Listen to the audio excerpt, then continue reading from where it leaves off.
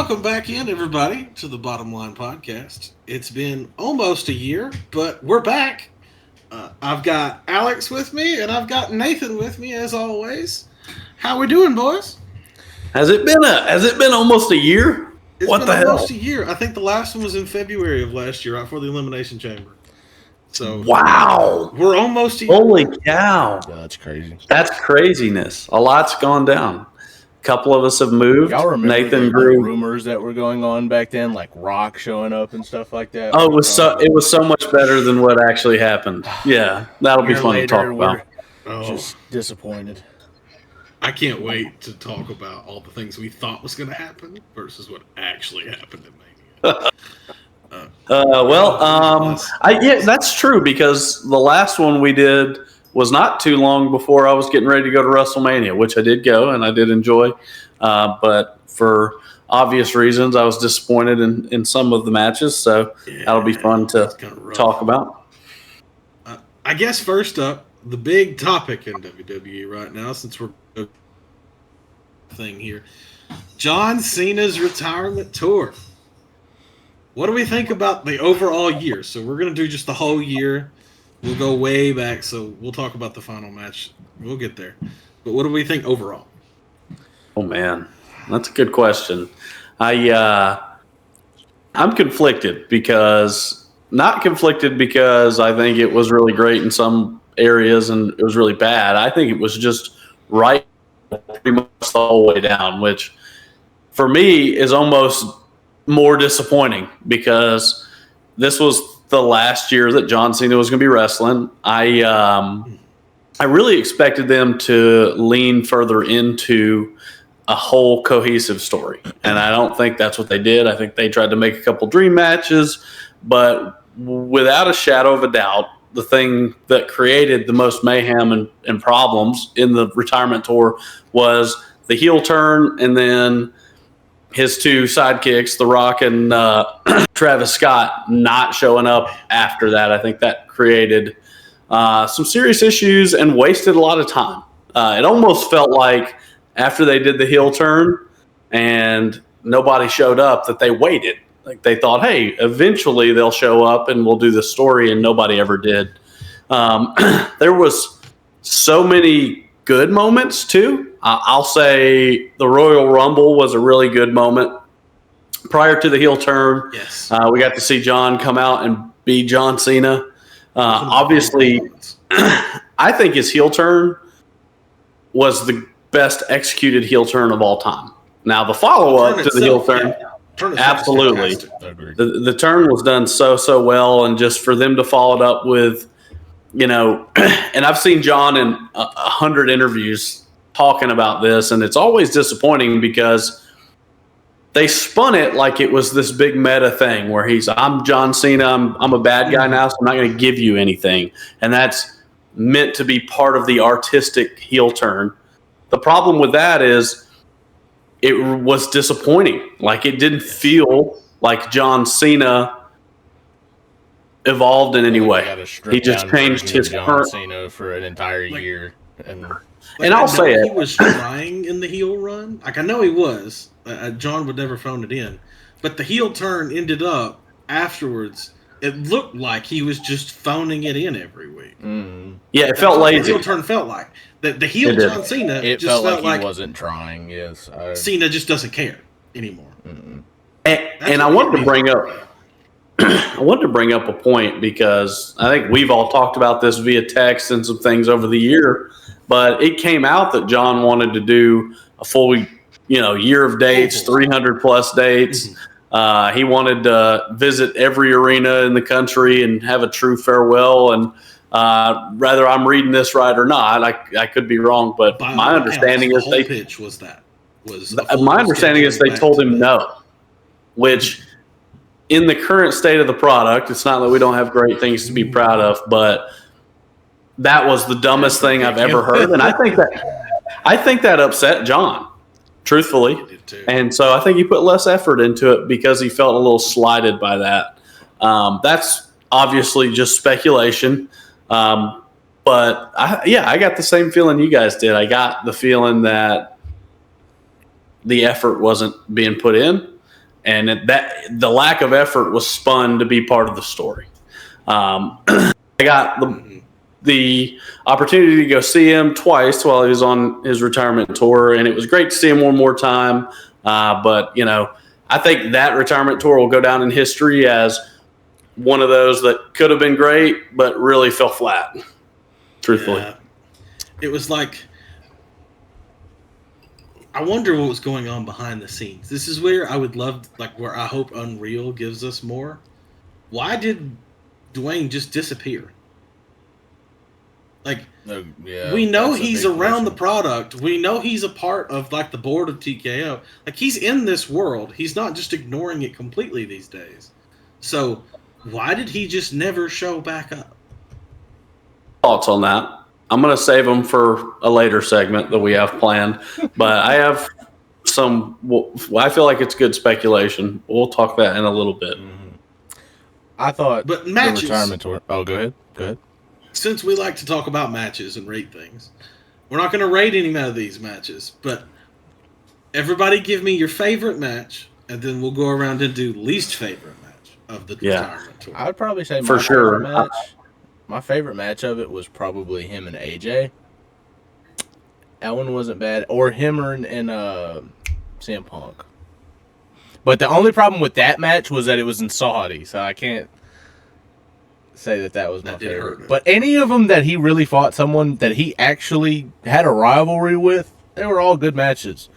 It was a little funny them being flipped as far as, the person that was the heel back in the day being the baby face this time. But I would probably say overall my favorite one was him and AJ. That was just a spectacular match. I thought it was that was a great match. In the lead up to him and Punk that I just want to bring up. I loved that moment to where now it's been released where Punk says what he said. But they were in a promo in the lead up to that match, John and Punk. And he looked at John, and it was the only time John said he almost broke during the entire year, where Punk said, "I'm going to miss you." Yeah. Oh, dang. Or it was, "I'm going to miss I miss you already."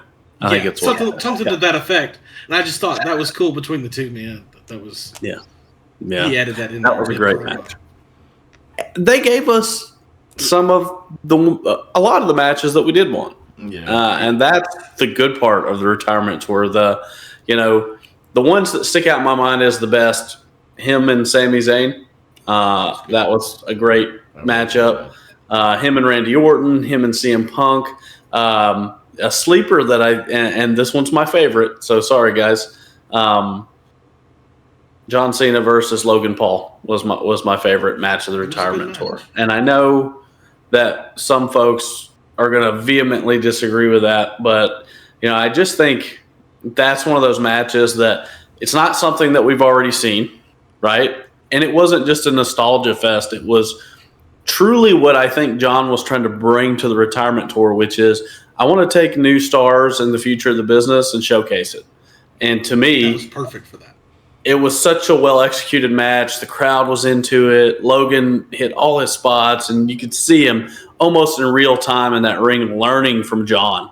And all these years and years and years of experience being poured into Logan Paul, who is probably one of the most naturally gifted wrestlers I've ever seen. Which is crazy saying that out loud. It is. It really is. But I think, to me, that one – it is number one, and it's close. If I had to pick another one, it would have been John versus Cody at SummerSlam, not at WrestleMania. Unfortunately, SummerSlam I was there for their first match, and it wasn't great. But their match at SummerSlam was, if you wanted to go from a technical standpoint, certainly his best of the retirement tour. What is y'all's worst? Worst is easy for me. I think I know easy mine. as Brock. Yeah, I was going to say Brock. Far the worst. Him and Brock was a shit fest. Yeah, that was dog shit. It's not good. Is what we call that. Yeah, I don't even know. I don't even want to call it a match. No, I don't think it was a match. It was terrible. It was less than you get on a random SmackDown where two people are sitting at a table to sign a contract. Him and Dominic put on a better match twice. Whoa! Him and Dominic was a good match. This is the first time in the whole year that match where I really got the feeling something's off behind the scenes. And Brock is the only true dance partner Cena could go to and be like, we're just gonna stinker this on purpose. Yeah. Yeah. I feel like if anybody in the business could do it, it's Brock. And he would look at John and go, yeah, sure. Yeah. I think we're unanimous on that. That was, if we call it a match, that was clearly the worst match of the retirement run. It felt like it didn't make any sense. If the point of the retirement tour was to lift up new stars, give credibility to people coming into the product that are going to take it further, well, Brock Lesnar doesn't need that. He beat The Undertaker's streak, right? Like, he has all these accolades and things that made him coming in and beating John Cena in 3 minutes or whatever it was super short.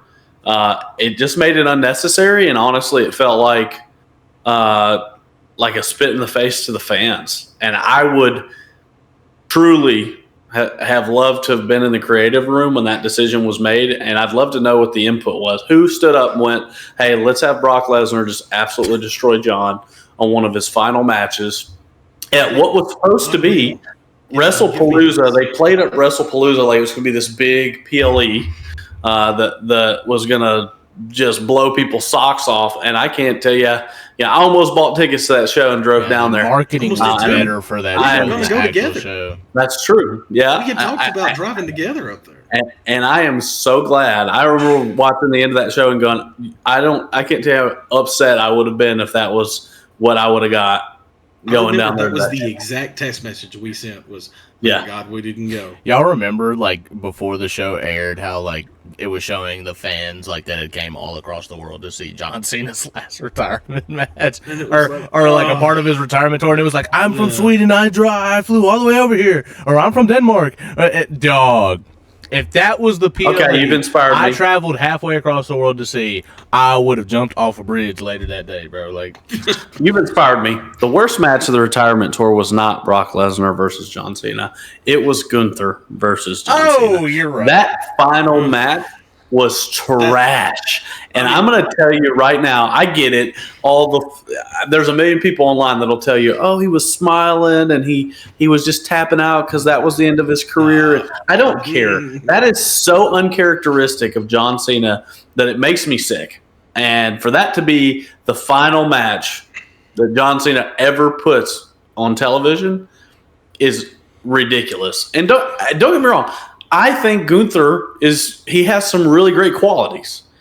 He shouldn't have been the final opponent, and B, the ending of that match was trash. And you could tell by the way the crowd reacted. Oh, the crowd knew it. The crowd told you everything you needed to know. That wasn't make no mistake, everybody on the internet. That crowd reaction was not good heat for Gunther. Yeah. That was just bad heat on John and Triple H. Because one of them made that decision, and the other didn't say no. Correct. Like, I can't be mad at Gunther. I would, if it was me, I'd love to fight John Cena in his last match. What an honor. No, yeah, but of course, I would. If I was Gunther, I would have refused to tap him out, though. No, I would have refused. I would have refused to win that match. Period. Yeah, I would take that loss. And John is one of the rare cases. John's one of the rare cases that most times I'll say, hey, you need to go out on your back looking at the lights. That's the traditional way to leave the program. John's the exception. He was Superman. That's his character. Yeah, he's the exception. Superman doesn't die. Yeah, exactly. He's the only one I would have liked to seen go out on top. And I think they created that feeling in the fans because of how disappointing the retirement tour was. If the retirement tour had been John Cena being very dominant and having great matches and all the things, then I think it would have felt more natural for him to go out on his back. But because he had been beat up by Brock Lesnar, he was a heel for most of the title run and was kind of a cheater and used the belt to knock people out, and that's how he kept. It just felt like, hey, we want to see John be dominant one more time, and they didn't do that. And to me, that was. I'll tell you, gosh, when John came out, I was like tearing up, like this was just this big emotional moment, and it felt like lighting the world's biggest bottle rocket and it flies up into the sky, and then nothing happens. Just an absolute dud. And it just let the air out of the room. I can't even tell you how disappointing that was. So for me, as disappointing as Brock Lesnar versus Cena was going to be and was, I expected that not to be great. The final match of John Cena, I had high expectations for, and it well under-delivered. I will say I can separate the match from the finish a little. I thought the match was fine, but 75% of it was him in a chokehold. I have a really big issue with the tap. Yeah, that's the issue I have the most with. Is even if you have him lose, because John clearly wanted to lose. I mean, every interview you've ever seen about the guy would indicate that he probably was going to lose that match. But tapping out when he's wearing like a sweatband that says "Never give up," like the whole character for 20 years has been "We never give up," and there's just no artistic thing you can argue. They had the audacity to write this in. Right idea. They had the audacity to write this in. I don't know whose idea this was, but I can't help but think that it was the goofiest thing that I had ever seen. Him smiling while getting choked out made zero fucking sense. I'm sorry. Who in your right mind is getting choked out by a big 250-pound man and just smiles? Make that shit make sense, bro. I know what they were going for. It just didn't land. It was goofy, right? And it was dumb, bro. It was like they're going for the hero character sacrifices himself at the end to say, it just didn't land that way. This might sound dumb, and maybe this wouldn't have played out as well on screen, but if they wanted to do something like that, I would have had them make Super Cena really have this great comeback, go to pin Gunther, and right before the 3 gets struck, he pulls off of him and leaves the ring and gets counted out. Like, as he's leaving and saying goodbye to everyone, they count him out, and it's that way he's not quitting, he's not tapping out. He won the match, but he also stated at the very end, like, hey, I'm not here to put the future under. And you could still technically give Gunther the heel accolade of he beat John Cena in his final match. Retired him. Yeah. But you also left John Cena looking like a hero because he walked out on the match. He didn't get tapped out. Anything would have been better than the tap. Anything. Yeah. 100%. Anything. Hey, I don't know if you guys can tell, if you could see my little setup back there closer, you see a lot of John Cena inspired stuff. I love John. I'm grateful for the time that he spent in WWE. He furthered the business probably more than anyone else. His retirement tour was trash, and everybody in WWE creative should be ashamed of themselves for what they did there. There were great of creative. Okay.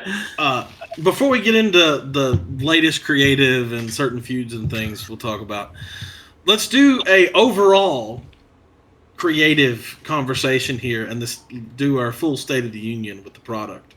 Because online, if my TikTok and Twitter are any indication, the wrestling internet is certainly not happy with the product right now. I'm not. Fair. Are you? Are we all in agreement about this? Yeah, no, 100%. I think the product is why not, Nathan? As bad. This is, I love wrestling, and it's always going to have its great moments, and it's always going to have its really bad moments. It is a roller coaster when you are a wrestling fan. You're going to have your big dog Roman Reigns moments, and then your tribal chief moments. It's just how it is. Man, I got to tell you, this little era that we're in has got to be the most uninteresting thing to tune into every week. Guys, I find myself not tuning in because I already know what's going on. I don't have to tune in every week to know that when I get to the PLE in whatever it was, 3 weeks, whatever, I get there, I know what's going on. I don't have to tune in every week. That is terrible writing. That means that the build-up between the last PLE and the next PLE, nothing happened. And we also have some very uninteresting characters being pushed. Me personally, it's not the people that I want to watch. I don't really give a hoot and holler about Gunther. I don't care about Jey Uso. I don't care about we'll get there. I'm just we're getting there. But Man, I can't express to you guys enough how disinterested I am in the product right now. Compared to 2 years ago. And it was like, I mean, when we had WrestleMania 39 and 40, that was like Infinity War and Endgame. Like, that felt like the end of WWE. I don't know how to explain that to y'all, but it did. And it's never felt the same after that. This has been the Marvel phases after Endgame. This is for WWE, bro. I want to zoom in on something you just said, Nathan, and I think it's a good point. And I think a lot of WWE fans feel this way about, hey, how much should I tune in? And, you know, the main problem is that probably the majority of it is repetitive. Repetitive matches, repetitive people in the main event scene. And I will say, I'm going to give credit where credit's due. This last week with Drew McIntyre winning the WWE, this was probably one of the better weeks that we've had in the year. Right, but that to me illustrated. We'll talk a little bit more about that particular instance later, but that to me really illustrated something that's important. We have taken the spontaneity out of wrestling for the last couple of years, because think about who's been champion for the last 5 years. Cody Rhodes, John Cena, and Roman Reigns. That's it, right? And in those three folks holding the belt, there was never a title change on anything other than SummerSlam or WrestleMania.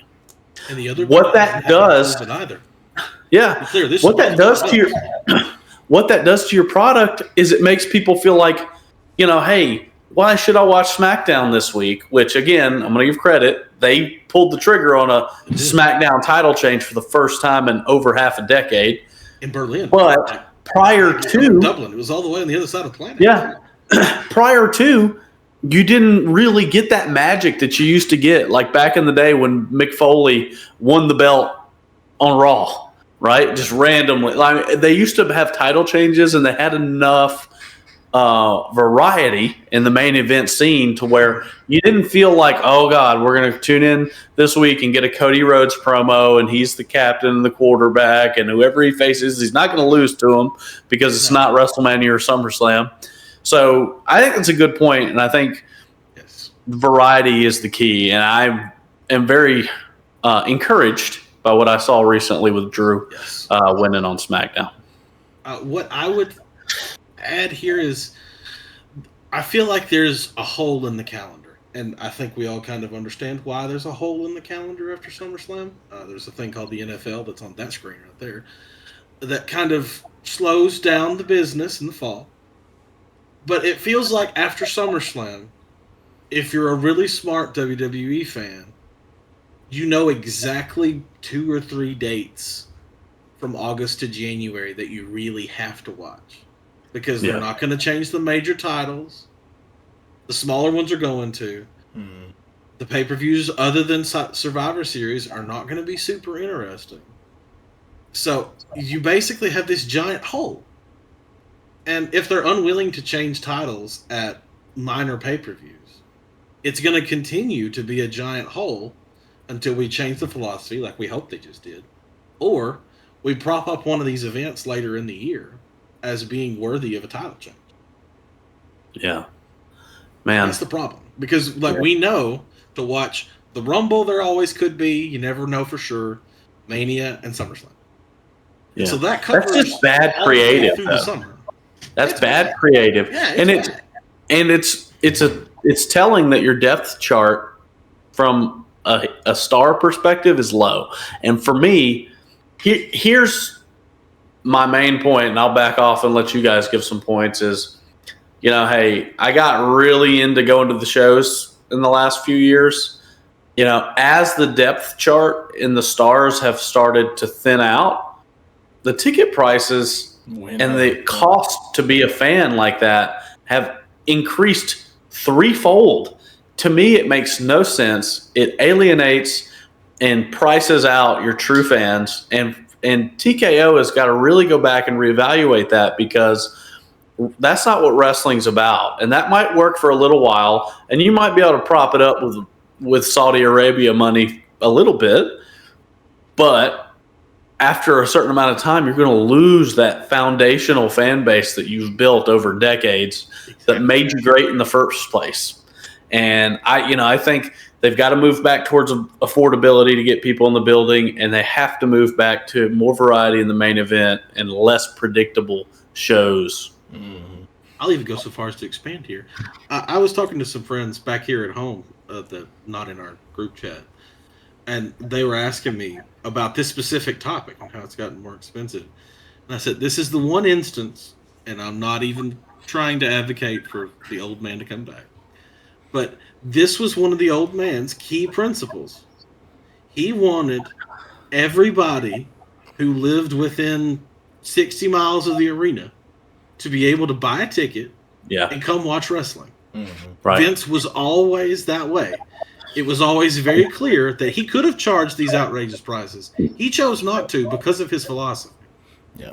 And that it's clearly been a TKO decision, and it's clearly not gone. I also want to add on to that. I also feel like that crowds have significantly been worse this last year because of the ticket prices. Because the only people that can buy a ticket are not true wrestling fans. Yeah. They buy it just to flex and get on camera and be like, yeah, look at my new movie on Netflix. But they're not really invested in the program. No, You're not right. at all. You're right about that. Your main people that love WWE or love wrestling are at home watching because they cannot afford to show up and cheer on and give you that high decibel of sound that you're looking for. It's just not going to happen. Like it used to, if you were in Chicago or Philly or New York or Nashville, like some of these cities, you knew you were in those cities just by the reactions on Raw or SmackDown or the pay-per-view. Nowadays, they go to even Philly, and it's just not. It's not old Philly anymore. It's like you say, it's watered down. It's clearly. I don't know what they not the expect type of going to crowd these we to want. most of these low income states a lot of the time, and expecting a loud pop or people to actually care about what they're doing in the ring. It's hard, bro. If you can't, I promise you, if they had a show in New Orleans, it would be terrible. Because everybody that loves wrestling down here, especially in the South, wrestling in the South is huge, very huge. You're going to have one in New Orleans. Money in the Bank, if I'm not mistaken. It's going to be a terrible show. I promise you. You think so? It's going to be awful crowd. We'll see what ticket. Here's what I'll say. I'll give an example. I went to WrestleMania last year, and I've been, just because, looking at tickets on Ticketmaster. I'm not going to go to the second one in Vegas. I've already been to one in Vegas. But I'm just looking at the ticket prices to compare, and they are cheaper this year than they were last year. Because there's nothing going on. There's nobody around to sell the product is way worse than it was last. That's either way. At least they're adjusting backwards, which is what we want. That's good. That needs to happen more. I would be curious to see what the ticket prices in New Orleans are going to be, because that's I felt bad for New Orleans because they were supposed to get WrestleMania, and then they got kind of shafted for Riyadh. That was when it was rumored that Rock and let's Roman be honest, they got shafted for Riyadh and Vegas, right? Yeah, so that's crazy. Supposedly they got shafted by Vegas, and Nashville got shafted by Saudi. That's crazy to me. I don't know. Because the Saudi year is the year the Titans ownership group had all but assumed they were going to open this new stadium with WrestleMania. That has been the plan since early on in the stages. That's been untalked. That makes me so mad. So they literally lost. I could go to that one. Yeah, that makes me so mad. Yep. That's okay. They'll come back around. I will tell you this, and I don't. I've always loved wrestling. I'll always be a wrestling fan. But when I'll start considering leaving the product is when every show is in Riyadh and every show is in Vegas, and we stop taking the product on tour to places around the country, right? Like, let's do them in New York. Let's do them in Florida. Let's do them in Tennessee. Let's do them in California. I don't want to see the product go to two places all year. Exactly. The big shows. That's stupid. I don't love that. I mean, 20 years ago, you could argue there wasn't these large event spaces that are worthy of Mania and SummerSlam. But we look around the NFL these days, everybody's putting a roof on these gigantic football stadiums. There's just no excuse now that you have to go to a specific city when in every region of the United States, there's a stadium capable of holding almost 100,000 people. I will say, like, Vegas was such a great venue for WrestleMania because it's an event town. It is. So I understand the want and the need for that because even, hey, on that weekend, you could get to the convention center by walking from almost every hotel and go to the WWE World and then walk down the street and go to the Roast of WrestleMania. And they also, by the way, they had that same venue host the Hall of Fame. And, like, it's such a advantageous environment for WrestleMania, whereas you go to other cities, there's a lot of that stuff spread out and it's harder to do. I get that. But if I'm sitting in the creative room or in the room making the decisions for those things for WWE, I'm going to go, hey, we need to take on some hardship here to make sure all fans are included and people still feel like a part of this product. Because there are people in certain areas that are just not going to fly out to Vegas. Yeah. They're not going to spend the money to fly out to Vegas, where they might buy a ticket and show up. Well, they damn sure aren't flying to Riyadh. And they're definitely not flying there. And yeah. It just takes away the average fan. Like, I know a lot of us are fortunate enough we could fly out there if we wanted to, but not everybody is. Like, there are a ton of wrestling fans that you're going to price out of WrestleMania. Yeah. What I worry about, even though the ticket prices are lower this year, I worry in a few weeks when the Rumble happens and most likely Jericho shows back up, Roman shows back up, Rollins supposedly is going to be ready for WrestleMania, and he shows back up, and all of a sudden they jack up the prices again. Yeah, it's that dynamic pricing they do. That's intentional. And it's going to stay basically the same. In the end, it's going to be the same cost to get in as it was last year. And we have to have a fundamental shift in the way we think about this. Yeah. Or they're going to lose people. Well, they already are losing people. They are. But they've managed to get into this niche thing where it's cool to go to wrestling shows, which is great. I'm happy to see that. But they're using that as a way to get more, to charge more for their tickets, which is not what I love. But anyway. And I'm going to keep picking on them because I want to. You can clearly see the impact these guys have had in trying to make a buck just by watching the show. Go put on a random Raw or SmackDown or pay-per-view this year and go put one on from 10 years ago. Just see how good the production value was 2 years ago to compare it to 10 years ago. Yeah, look at the stages. Look at the stage. Just the stage. They've cut production value where it really didn't need to be cut. Yeah. John Cena's final match, they had like 10 LED screens out there. The stage was like 10 inches away from the crowd. I will say WrestleMania was fantastic. That's probably one of the best stages they've ever done. But other than WrestleMania, they don't do stages at all, which is trash. Nope. That's got to come back. It's got to come back. Those seats that are opening up because of these minimalist stages are just not worth it. Your main money comes from the TV broadcast. Yeah. And when it's a few LED screens and a clear curtain you can see, it's like, come on, guys. Yeah. This is not the WWE. The money they are saving and making by opening extra seats, by doing terrible stages, they're losing in viewership because the wow factor is gone. For sure. And then it's probably tenfold. And then you hear they're trying to go away from the names of the pay-per-views that Vince came up with. I don't know why we're obsessed with getting rid of everything. WrestlePalooza is the worst name. WrestlePalooza is the worst name for a PLE I've ever freaking heard in my life. That came from an idiot who's never watched wrestling in his life. Whoever was on the creative team. It sounds like some 1960s like Southern wrestling program. Let's be honest. It's perfectly appropriate pay-per-view names that you could bring back and have fun with. Vince's names had edge to them.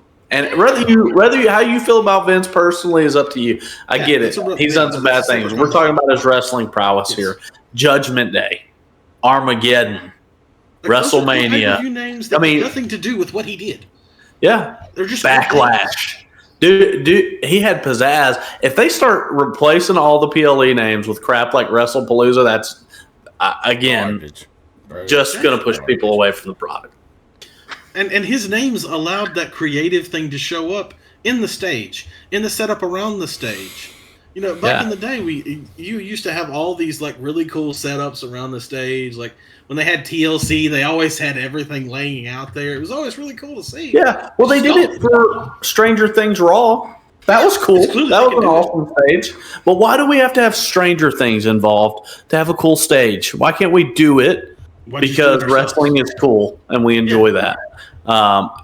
They've got to stick to the old names. And I like a year or two ago, they got in the habit of bringing back some old ones like Bad Blood, which I thought was a really cool return. I like the idea of bringing back some older ones that have been retired or used a lot less, as opposed to changing the ones that we know and love. And they better not ever touch SummerSlam or WrestleMania, or I'm telling you, you can't. They're already. I'm going to complain so hard on the internet. That's what I'm going to do. They're already messing with the Royal Rumble name, bro. Like the fact that this Royal Rumble is called Royal Rumble Riyadh is. It's a little so too close ridiculous. For me. Yeah. That just chases off everybody because they're like, oh, well, it's in Saudi. I'll pass. Listen, I don't want to just completely crap on Saudi Arabia because you know what? If they pay for it, they're allowed to have shows too. I don't want to see 50% of our PLEs go there. Yeah. They can't have our best shows. And especially they can't have our best shows when half of the is female based and they need the pop. Yeah, that's true. That's one part of it I hate so I much. genuinely don't like is that, right? What you just said right there is, you know, the female stars have a hard time. Discrimination against the women is just that certainly exists there. And I don't love that we subject our female superstars to that. On one hand, I'm like, hey, I think everybody deserves a WrestleMania. If they came out tomorrow and announced that London was going to get a WrestleMania, I'd be I would love that. I love that. Why I'm apprehensive and a little bit gun shy about Riyadh getting them is because there's been this push over the last decade to start doing more and more and more Riyadh shows. I don't want 50% of our shows in Riyadh. If we're doing a one-stop, I wouldn't want 50. I wouldn't want 50% of our shows in London, but I do want everyone to experience it. WrestleMania, regardless of if it's one of the greatest WrestleManias of all time, more disappointing, whatever, it is a special event that you got to feel. There's nothing else like it. I've been to a bunch of wrestling shows. I've been to several SummerSlams. I've been to Royal Rumble. WrestleMania there is a different magic in the air, and I want everyone to experience that. I don't want to see Riyadh take every WrestleMania for the next 10 years. That would make me sick. Like with the Rumble, like it bothers me that half of the product is going to get no pop in what we organize to be the pop of the year. Like the winner of the Rumble, we try to have it be the pop of the year. It's supposed to be this awesome, great. It's just going to be a bunch of Arab dudes sitting on a couch being like, yeah, hella. And I can talk about that. I'm Arabic. You're Arabic, by the way. I know, I am Arabic. If our viewers are wondering, his dad's from probably 10 miles from Riyadh. But which probably gives you the right to call him out. But truthfully, it's one of the worst. I don't want to harp on it too much. Riyadh, any Saudi crowd is probably one of the worst crowds that can possibly happen. Half of them aren't paying attention. If you look in the crowd, they're sitting on couches. They're doing this. They're just on their phone recording, and then when something crazy happens, they don't get up, they don't cheer, they don't do nothing. It looks like they genuinely don't know what's going on. I'm going to say this, and this is not meant to marginalize or minimize any type of people, but Nathan's father is from overseas. My father's from overseas. In my experience in those big events, they're more excited about how cool it's going to make them look on social media than they are about actually being at the event. And that's coming from my father. I mean, like that's what they love. They want to look impressive. It's a flex. Like they did something. It's a flex.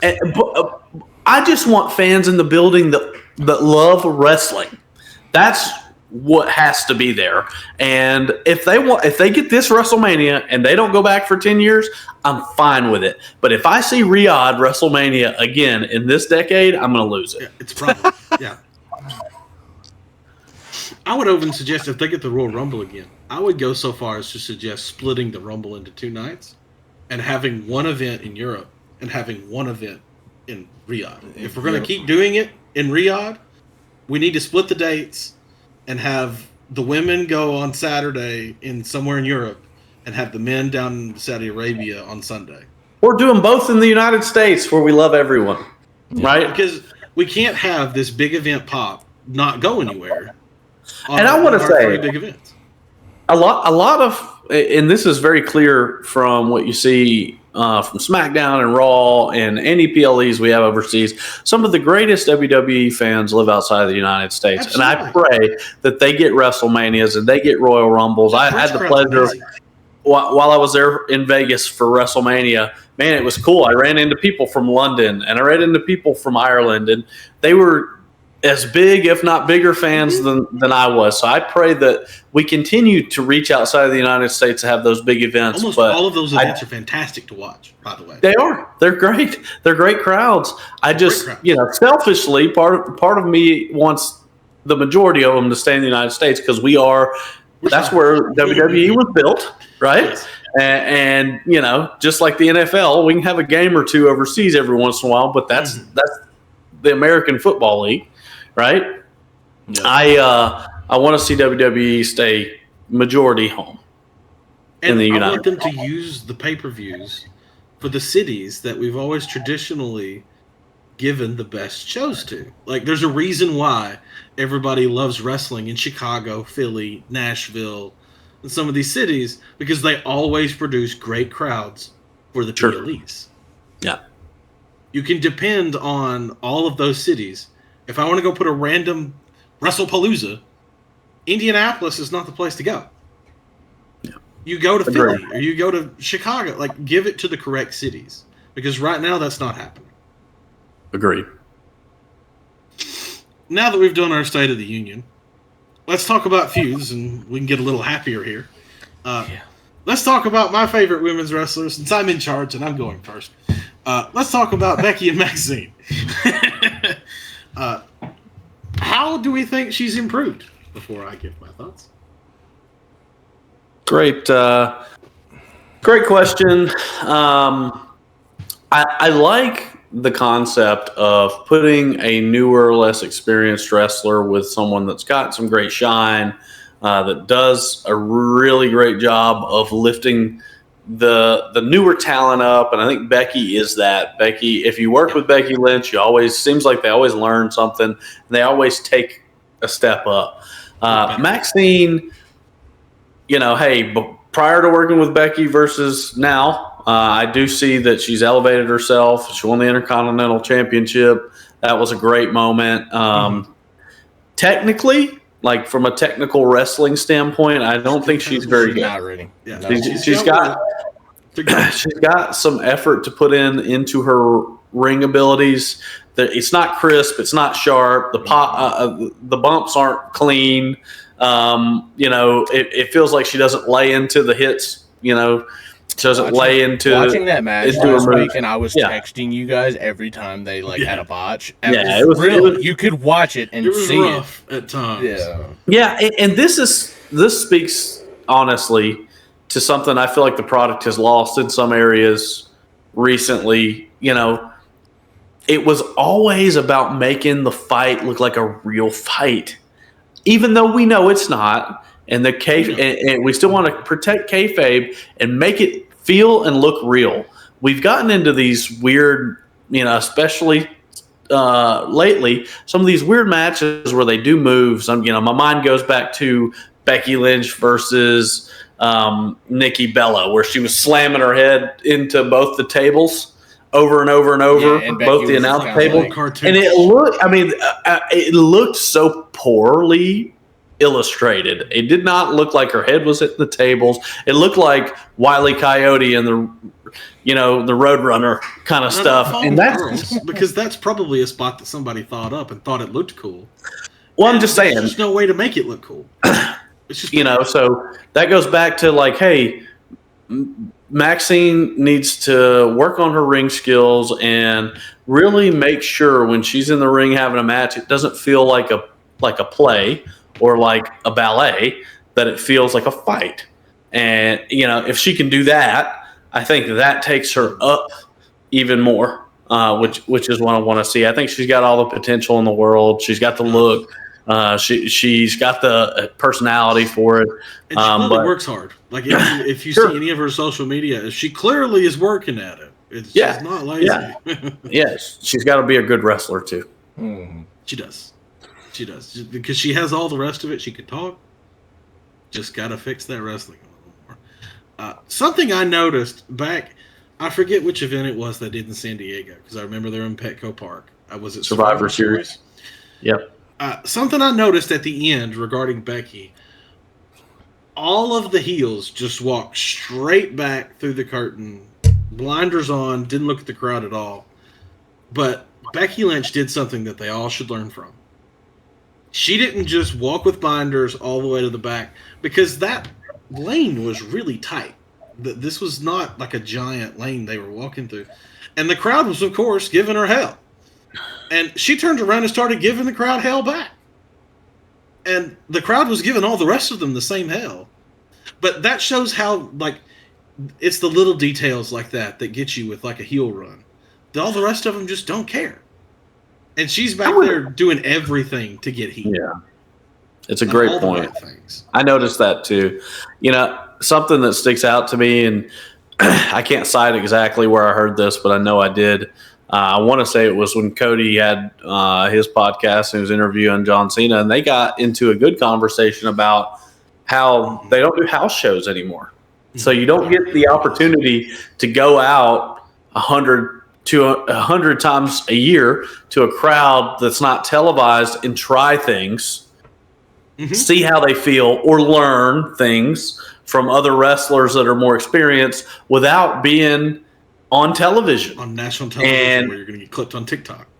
Exactly. So, I think some of the younger talent loses the ability to try and fail at things.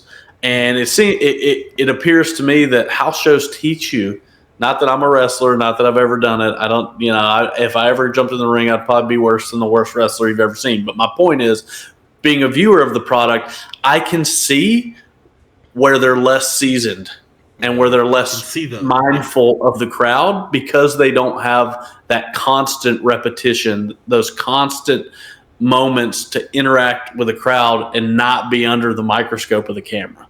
So, great point. But Becky Lynch came up in an era where house shows were a thing. She wrestled 200 times a year. Yeah. Yeah. You could probably make an argument to say that NXT has kind of taken that role of being to that some extent repetition, but then these they younger get talent. to the main roster, and that's the problem. And it's the same thing. But even NXT is looked at as a true show, and it should be. But like, do you guys remember Maxine's NXT run? Not really. Yeah, she got called up pretty quick. It was a very little, if anything, and she may not even been on NXT. I'll be honest. Shame on me. I don't watch it as well as I should. But it's just a very minimal run for a lot of them. But I will say, in terms of the crowd working, keep in mind NXT is in the same building every week, and if you watch it enough, a lot of the same people end up at NXT every week. Yeah. Like if you look at the crowd and you look at specific spots, like there's always there's regulars they have. So it's not like you're seeing different crowds. Like these wrestlers are seeing people they know. This is like green shirt guy in the front row. It's not a normal crowd that you can work.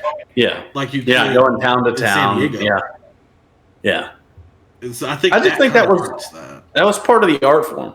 And it's not to say that you can't be great and figure it out without that, but I do think that puts people at a disadvantage to an extent. I also think it hurts match quality. Yeah. Because, like, if you've ever been to a house show, for those of you that haven't, they put on considerably better matches in these house shows. They do. That's Then true. Ironically, the best Jey Uso versus Gunther fight was a house show that happened in my town. And it's going to be like that. And they're going to go out there for 25 minutes without a commercial to work around, without a giant, 10-minute entrance. They're going to get down to the ring and they're going to wrestle for 25 minutes in the main event. They're also not thinking through a script the whole time, and you can see that in a house show. They compose those matches very loosely for house shows, and they go, hey, go out there and wrestle and entertain the crowd. And that was so powerful. I hope in some way that's brought back in the future. Because people like Maxine could benefit from. I'm not asking like let's bring back the workhorse and kill them type of schedule, but a house show or two a week, show a week, for like the Raw crew, and then a house show for like the SmackDown crew. Is that too much to ask? I wonder too, and this may be totally dumb. Somebody in the comments call me out if I'm way off base here. I wonder how that's contributed to the increasing prices for the regular events too, because now you have way less events every year from a live audience perspective. Or did they, and I know how business works. I work in the corporate world. You never want to do less dollars volume the next year than you did the prior year. You don't want to do less. So did they fold those dollars of like, hey, this is the revenue we were getting from house shows. No, we're going to put it in our PLEs and our weekly shows and up the ticket prices. And that, to me, is terrible business because now you reach less people and you charge the people that come to your shows more. They need to reevaluate that. That's a problem. It's a big issue. Speaking of issues, where's AJ Lee been, guys? Were you hiding her, Nate? Where's she hiding? Oh, man. Did we sign her to a contract? What was the last time she appeared? Was that War Games? Survivor Series. Yeah. Yeah, War Games. Yeah.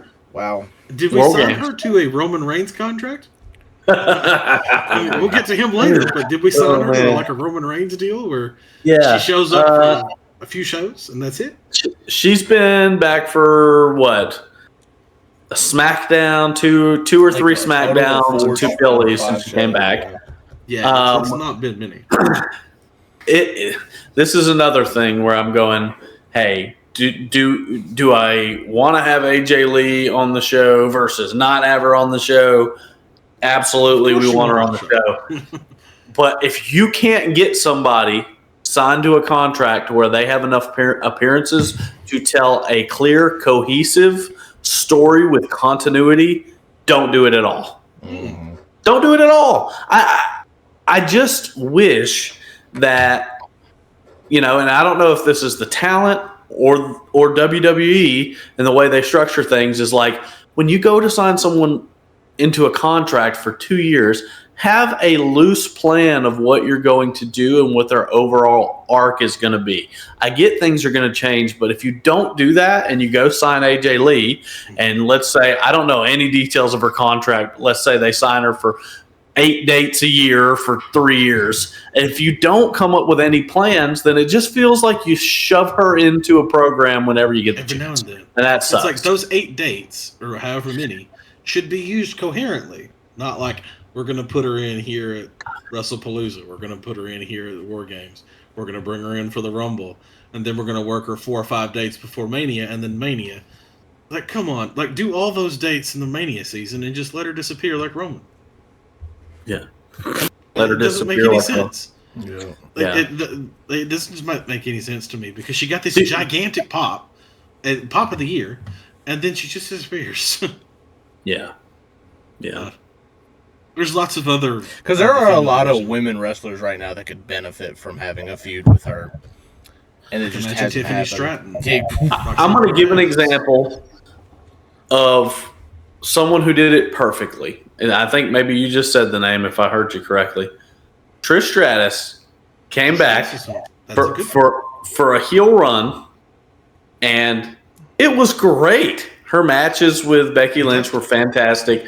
They had her signed to a specific number of dates, but they ran those dates coherently and sequentially all the way through. They didn't put big breaks in between, and it felt like they told a really great story. We got some dream matches and some great things, and then she went away again.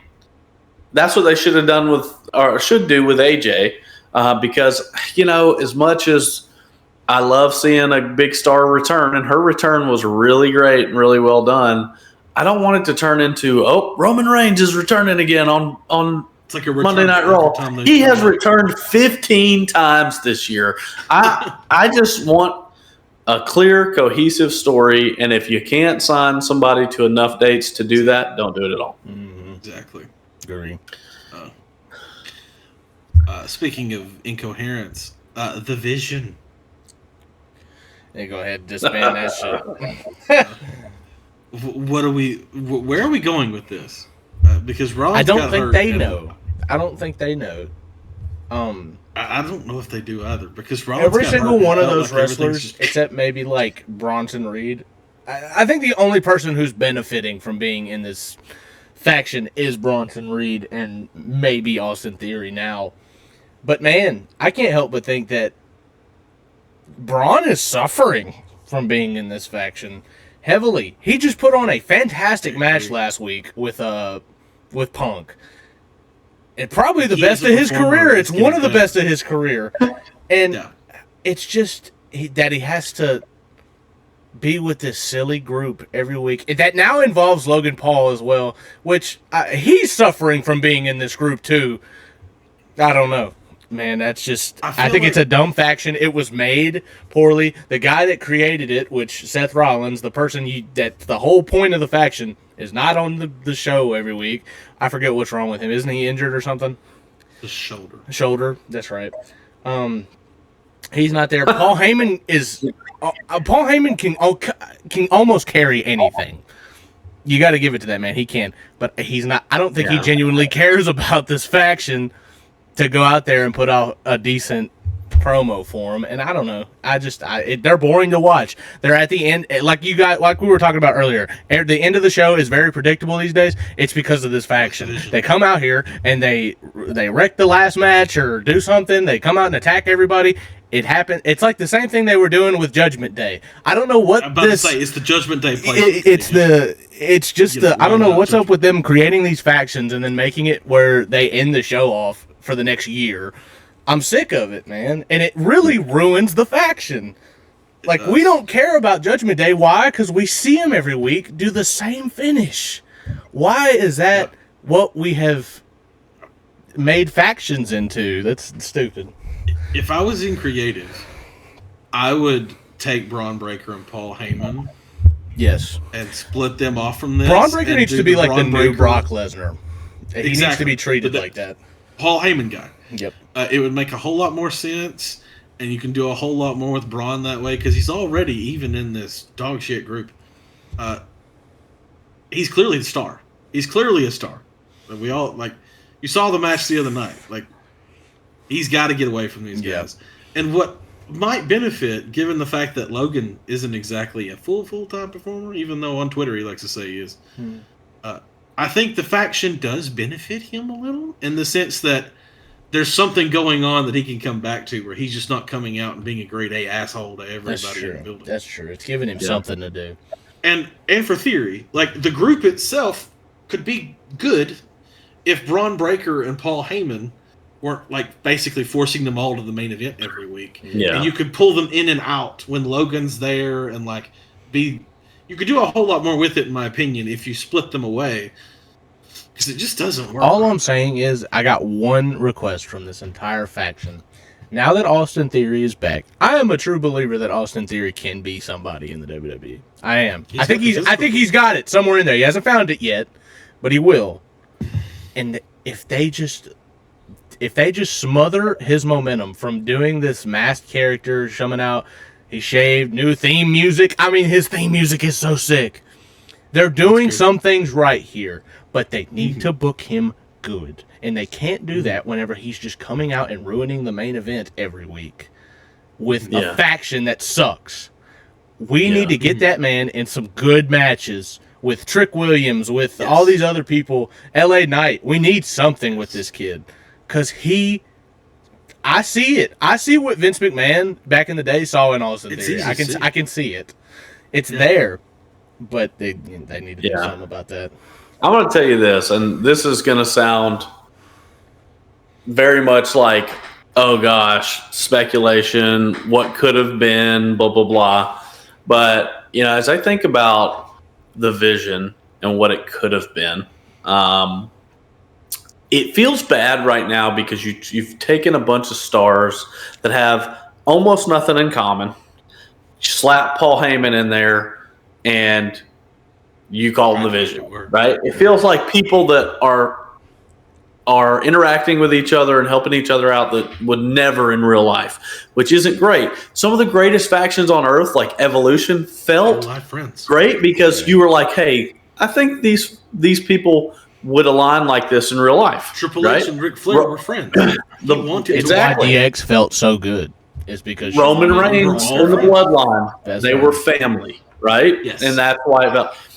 Man, this is totally like a what-if scenario, but in my mind, I go, man, how great would the vision have been if you don't make it just like Evolution, but you come at it from an Evolution standpoint, and John Cena was the leader, and it had Braun Breaker and Austin Theory behind him. Yeah. And that would be how you would have ran the John Cena heel turn. The Triple H role, and it would have been great. And that would have felt right. Exactly. You could add Rollins in there too, as like the Evolution, clearly. Exactly. And you could have done something that felt organic, real. These people are aligned for a real good reason. Putting Paul Heyman in there feels bad because the only other faction he's ever been the mouthpiece for was the Bloodline, and that's the greatest faction of all time. Yeah. It feels like a cheap knockoff. Like when you go to the grocery store and you're looking for a 2-liter of soda and you see something called Dr. Water Thunder or something stupid like that. And you're like, that's not Dr. Pepper. That's some knockoff brand. That's what the vision feels like. So, I will say this. Braun Breaker is got it. I mean, he's not all the way there, but man, his last couple of promos in his program with CM Punk have been some of the best promos on WWE television in the last year or two. I mean, it's been some good stuff. So I'm really encouraged by the progression and the talent that he's exuding and that we're seeing out of him.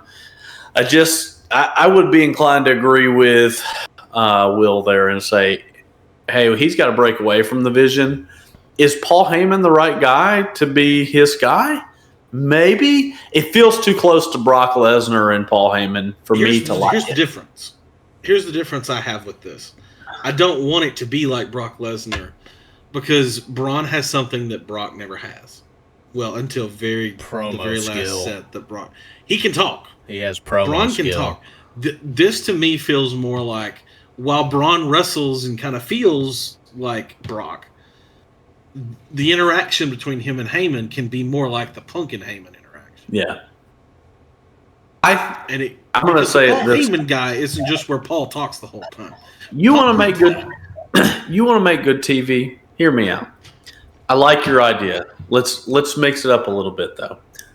Paul Heyman goes back to Roman Reigns. That's where he belongs right now. That's what I feel was his best role ever, and we don't want to see him anywhere else. And that's a duo that makes sense. It does. We have a character that we have not used in years that was one of the greatest heel characters of all time and would be a great pairing with Braun Breaker.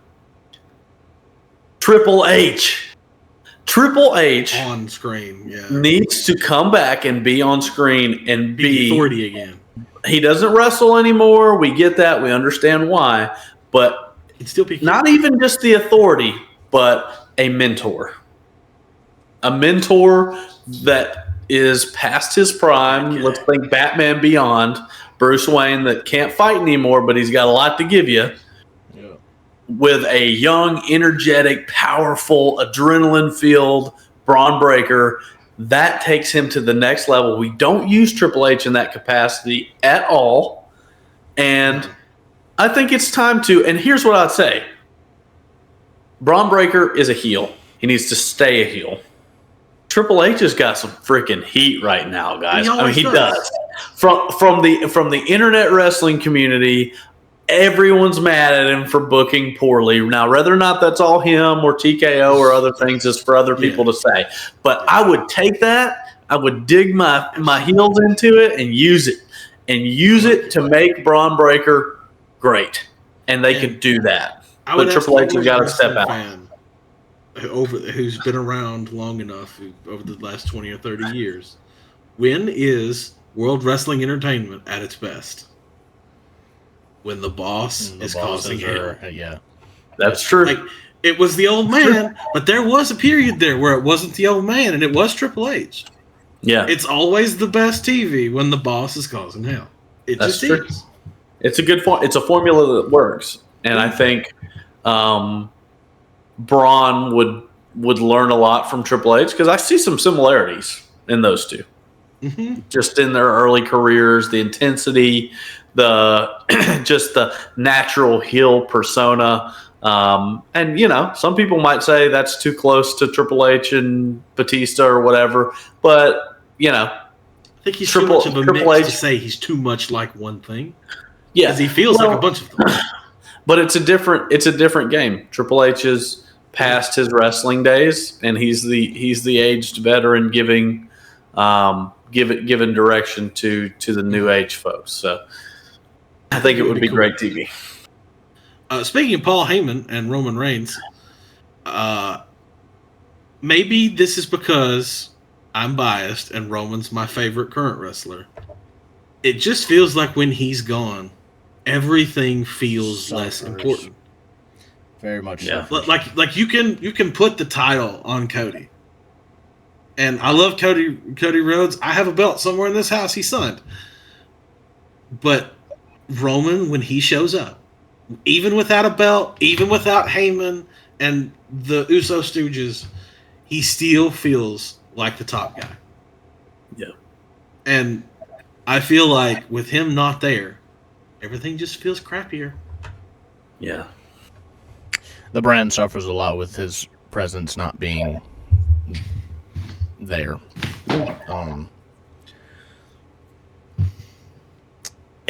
It's one of those things where, I don't know enough of the intimate details to go, oh, well, it's his contract. Oh, well, it's the creative.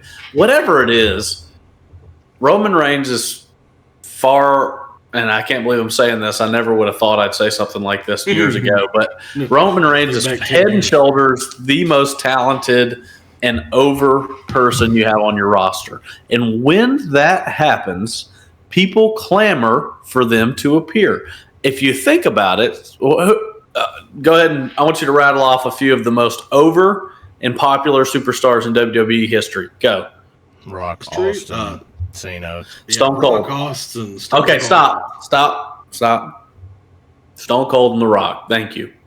People to this day are clamoring for matches and appearances from Stone Cold Steve Austin and The Rock. If you go Google WrestleMania 43 in Riyadh, there's people that are even theorizing that Stone Cold and The Rock are going to have matches there because they are that big of a star. Yep. Right? Roman Reigns is there. And so always will be. It makes the programming feel worse when you know the biggest star that they have to offer is sitting at home eating Cheetos and could be here performing. With The Rock and Stone Cold and some of with The Rock and Stone Cold and some of those superstars, you're like, they're older. You understand why they're not there week to week. Roman Reigns is in his prime. There's no reason putting on 5-star matches. He's not making movies. Name the last 5 Roman Reigns movies that came out this year. Go. Yeah, he's clearly not. the last one he was in was Fast and Furious. Like You're going to tell me he can't show up for Monday Night Raw? That's one day a week. He can't show up for Monday Night Raw on a PLE every month or two? Come on. Like, the fact, if you really add it up, I don't know. Somebody Google this. How many dates did Roman Reigns work in 2024? Let's look that up. Somebody Google that. I want to hear that number. That'll be interesting to hear because it can't be minutes. Because it's not a lot, but I'm gonna. What year? I'm You said interested. 2024? Yep. 2020, yeah, do 24 because those numbers have to be out there by now. Work in 2024. If 6 because matches total. 6 matches. Yes. Not matches, dates. Dates. See. We need all the appearances. Yeah. While Nathan looks that up, if he does return more regularly, what do you want to do with him? Actually, How many dates was it? okay, so he did 5 matches, but the 6th one is the Royal Rumble. But how many dates? I want to know how many times he showed up for WWE television specifically. Raw, SmackDown, On PLEs. He only wrestled on PLEs in 2024. Yeah, he doesn't wrestle on SmackDown.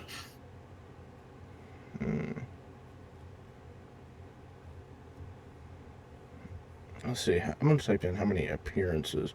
It's only giving me what he wrestled. I doubt it's super easy to find because they don't like these numbers getting. Yeah, out I because can it tells tell. you the Because, like, look. I mean, it's just telling me the 6. I typed in appearances, and it just says 6 matches again. How do you want him used? It's his most least Give him a active zoom. year, though. By far. Really? I just Google how many times did Roman Reigns on WWE television in 2025? How many times?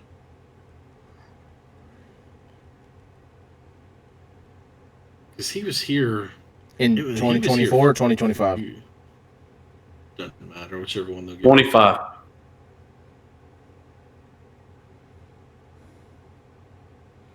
Somebody's got to be compiling these numbers, right?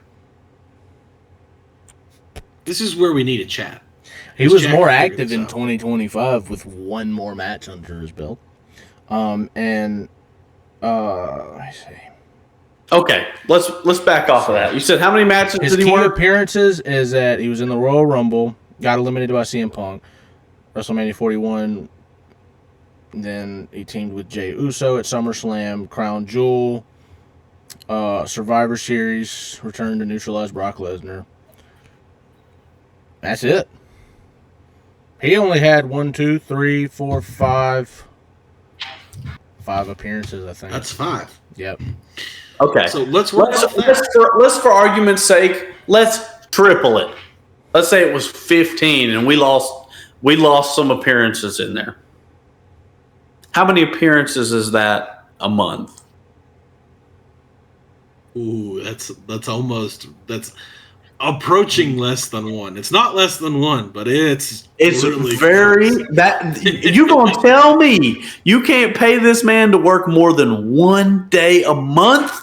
You gotta be kidding me. With how much money you're charging people to go to your shows, sit in those seats and watch wrestling, you gonna tell me you cannot afford to pay your most popular star to be there more? It is severely damaging the product. He is clearly head and shoulders above his peers and the people working in that company, and he's not doing anything else. Somebody needs to sit down with him and negotiate more dates. And maybe they already have. I'm hoping they've already seen Maybe this they have. gap in their game, but we've seen Roman Reigns return 100 times this year, and it is just getting old. It's hurting him. It's hurting his star power. And I think, if from what I hear, Roman Reigns in Hollywood is not taking off the way people had thought it would, which, I wish him the best. He's a talented guy. He's going to do well in anything he does.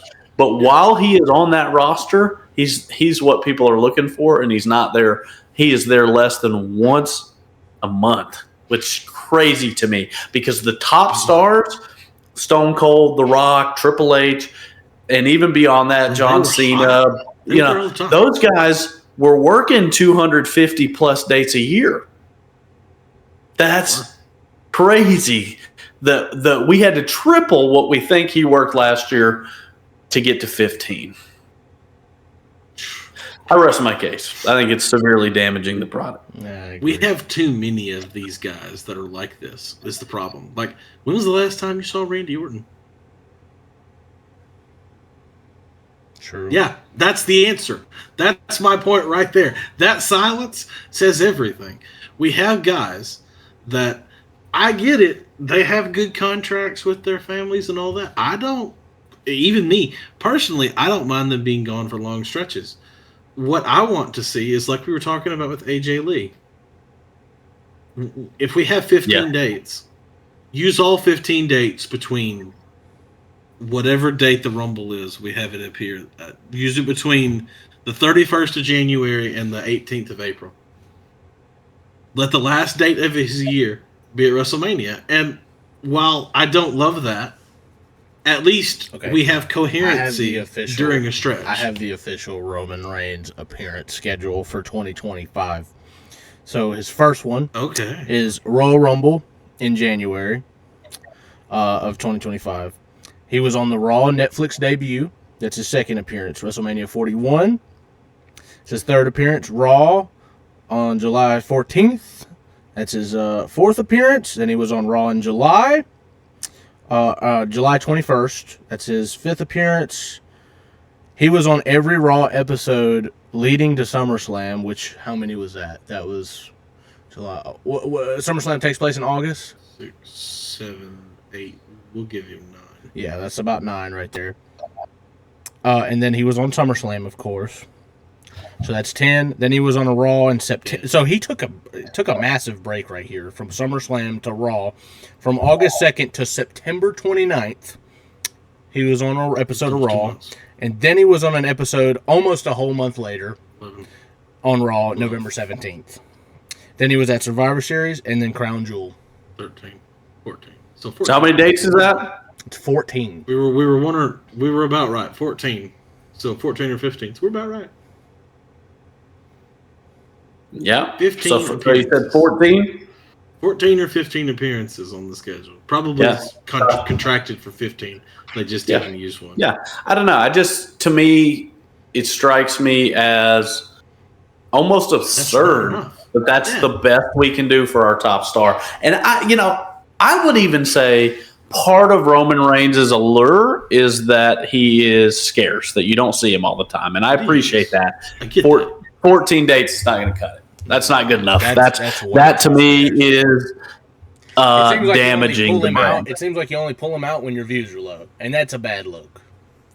And it creates this thing where every time you pull him out, he just comes out and beats everybody up, and it gets it's the Stone Cold return pop over and over. And you know what? Even that is starting to feel repetitive. I don't want to see Roman Reigns and go, he's back again. I want to see Roman Reigns and go, man, the next 3 months of television is going to be awesome. Great. Yeah. And he might be gone for 6 months after that. I just cannot believe the last 3 months are going to be. But he's not going to be gone in a week, Yeah. I just cannot believe that they used him to neutralize Brock Lesnar in the War Games match. There's no shot that that's the reason you brought him back. How many times have we seen Brock versus Roman? Countless. What's it, like 5 times at this time? Dude, please put... Well, they do that, and this is... I would die to see McIntyre versus Roman. I would This is a product of weak writing. And I'm going to tell you why I know they do this. And, whether or not you believe The Rock is a reliable narrator, he's literally been on record going, Tony Khan called me and said, we're not selling enough tickets for Elimination Chamber, and we need some help selling tickets. Would you come back and do this thing with Cody Rhodes, sell your soul, blah, blah, blah. That tells you right there, WWE will go back to the well and pull their biggest stars in when they're not selling enough tickets. That's just not good writing. You need to plan to sell good tickets. You shouldn't be reacting when the ticket sales aren't what you want them to be. You shouldn't knee-jerk react and pull in a big star. You should have that baked in. You know, that's like making a cake and reacting when the son of a bitch starts to burn. No, how about you just have a really good recipe and cook it the right way the first time? Yep. I think we're having trouble. We don't need to now. call Crumble Cookie if the cookies are The bad. old We need to man plan was for the way cookies better to be at good. planning that stuff. He was. Very Well, much so. at least not at the end. But for most of his but career, you also got he this. was better at it. You also got this though. Vince had that star power, so he could work with it and know that it was going to be good. I can't say Triple H doesn't also have that. He does. He's got Roman. He's got Cody. He had John. He's got up and coming stars that are going to be great, like Braun.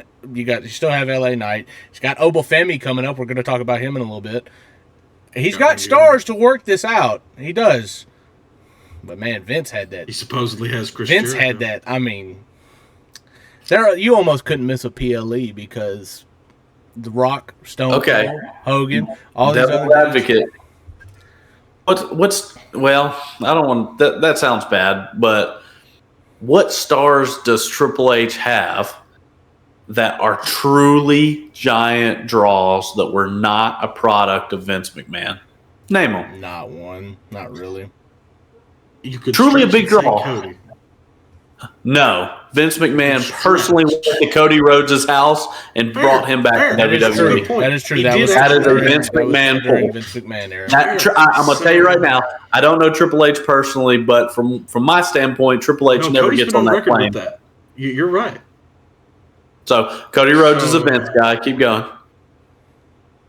Seth guess the Rollins is earliest still a things Vince like guy. Braun, Did we say Seth Rollins? Yeah. Triple H. Oh, the vision, No, the visionary was all Vince. Yeah. All of that was, that was all Vince. Braun. Is that Roman, the the first name? creating of Roman Reigns was Vince. I would give you Braun Breaker. I'll give you Is that Braun the Breaker. first name maybe we could give him? Okay, Which is but not he's good still a considering budding he's star. He's not quite there yet, right? Yeah.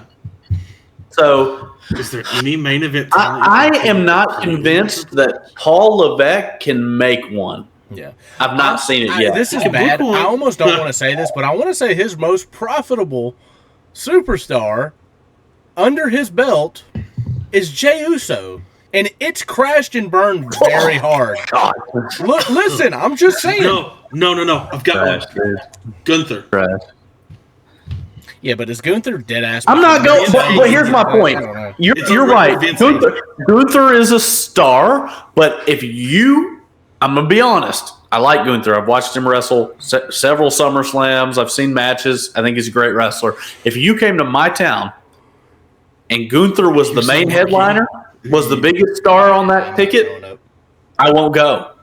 I'm not going to go just to watch Gunther. I'm sorry. I think he's a good talent, but if you came to town and said John Cena was on the card, I'll be there. If you came to town and said Stone Cold's on the card, I don't care if it was Nathan and Will wrestling for the rest of the time. I'll go watch it. Right? That's a shot at you guys. That would be a terrible match. But anyway, That would be. my point is, I have yet to see Triple H make that star. Now, I will say from the women's perspective, Rhea. he has. Tiffany Stratton is one I would Rhea. go see. I'm not the biggest Rhea Ripley fan, but I think the internet is. the Regardless public of what it is. sentiment is that Rhea Ripley is that caliber of star. But from the men's perspective, I hadn't seen it. I'm telling you right now, we've just backed John Cena out. If you retired Roman Reigns, Seth Rollins, and CM Punk and Cody Rhodes, today the product dives. Oh, And those are all Vince people. Yep. Those are all Those Vince stuff. people. I might give CM Punk, I might give some of his credit to Triple H because I think Triple H was instrumental in whatever bringing he's him back. got now, I will give to Triple H because he lost a lot of goodwill. Yeah, but CM Punk's hype lot of is people. Yeah, CM Punk's hype comes from I Vince mean- McMahon.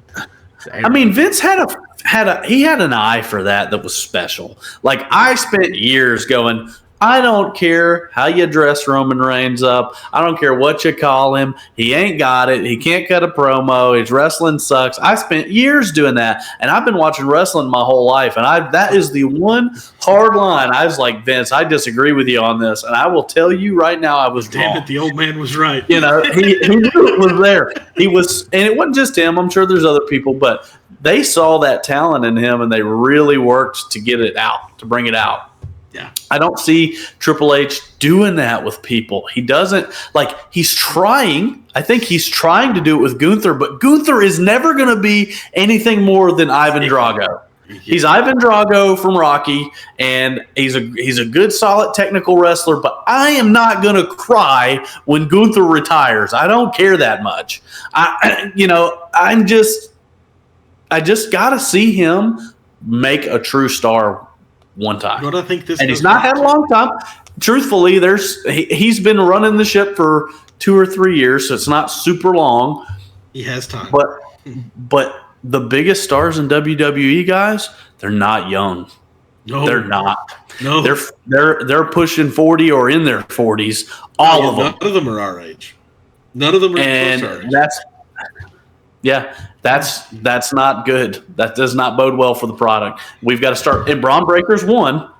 Obafemi, if we handle him right, that's 2. Well, there's a chance here, but I need to see Triple H do it. I need to see those stars get made. And, let's put the belt on some young guys, man. That's what I was about to say. This goes Why back to were our we conversation. scared? Why were we scared to pull the trigger on Braun Breaker winning the world title? That to me is Vince would have done that because he knew that Braun is on the edge right there, and he needs that one little kick to go into superstardom, into that main event caliber guy. Mm-hmm. And that was it. What good did it do keeping that belt on CM Punk? People love CM Punk whether he's carrying gold or not. Exactly. Yeah.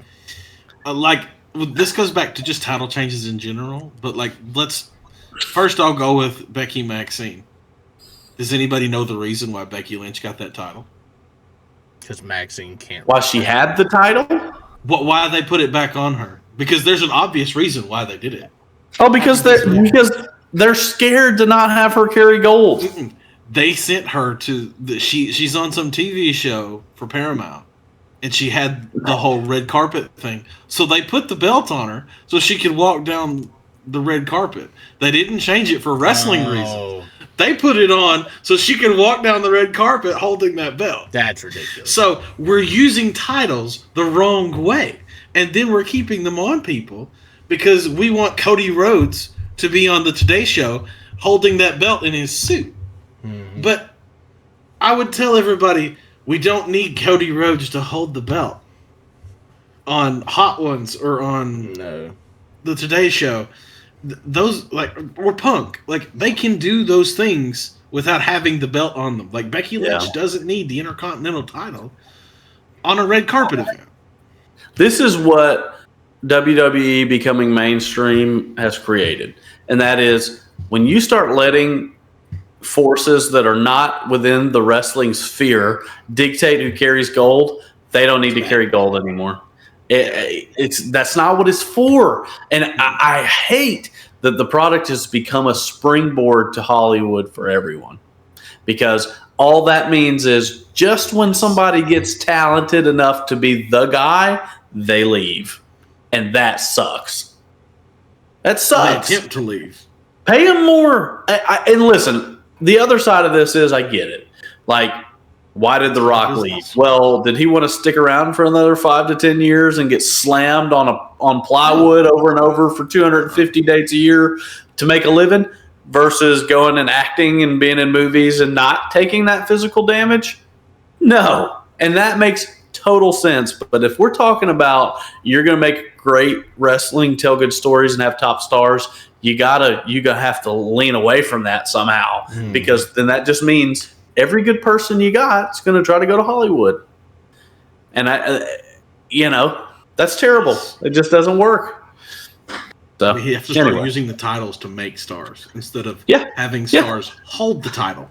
Which is not what we should be doing. The fact that it's taken, and I don't want to get into the Drew thing. I'll talk about that a little later. But yeah, we're going to get there.